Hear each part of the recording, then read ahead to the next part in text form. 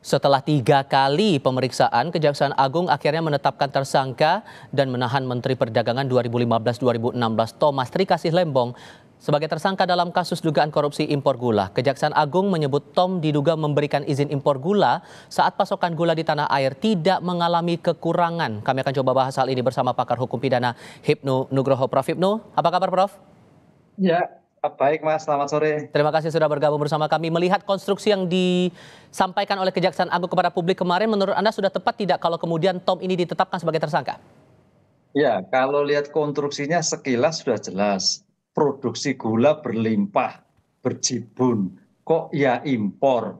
Satu, impornya itu kepada pihak swasta. Harusnya kepada pihak BUMN. Itu sudah kelihatan sekali konstruksi sebagai sifat melawan hukum.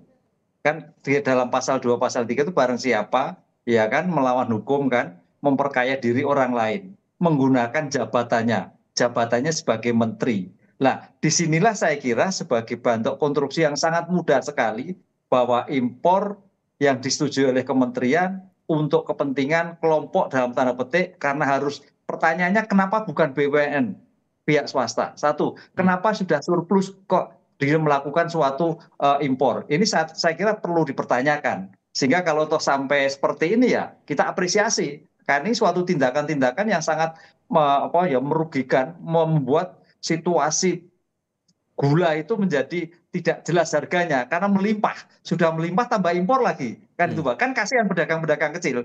Sehingga Oke. tindakan ini suatu yang kita apresiasi gitu Mas. Oke, melihat nilai kerugian negara perkiraannya 400 miliar rupiah. Kemudian bagaimana cara pihak Kejaksaan Agung bisa mendalami kasus ini untuk membuka peluang-peluang terjadinya potensi tindak pidana lain begitu?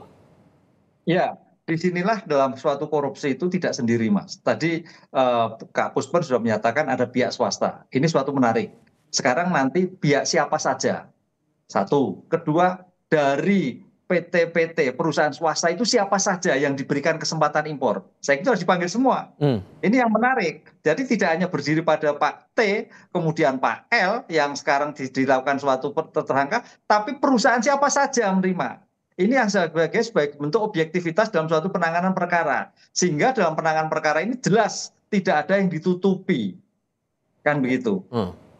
Oke, kalau melihat Anda sebuah dalam rangkaian setidaknya untuk saat ini sudah jelas bahwa ada upaya tindak pidana di sini, tapi di sisi lain ada yang melihat bahwa ini tampaknya ada upaya politisasi di balik kasus ini. Kita ingat bahwa dalam pemilu kemarin dia bagian dari tim pemenangan dari salah satu pasangan calon, dan ini jarak waktunya cukup lama, kasusnya 2015, tapi kemudian diumumkan dan ditindak ini baru di tahun 2024. Merespon itu gimana?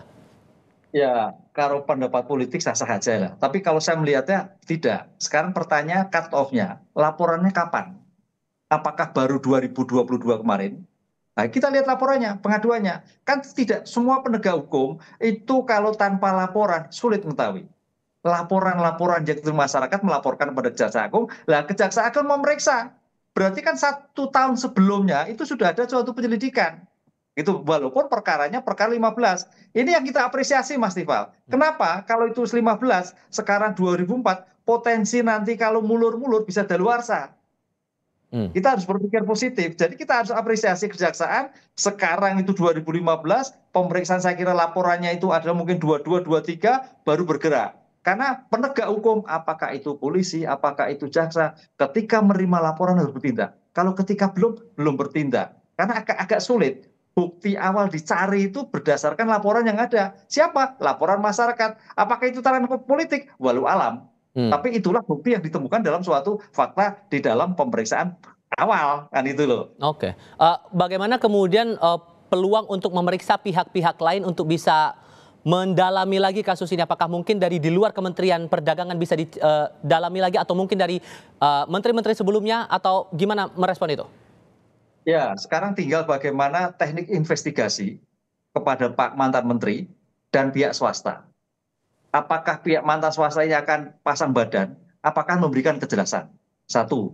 Kedua, kalau itu memang sudah ada pemeriksaan sekarang dokumen, saya kira dari dokumen sudah kelihatan, Mas.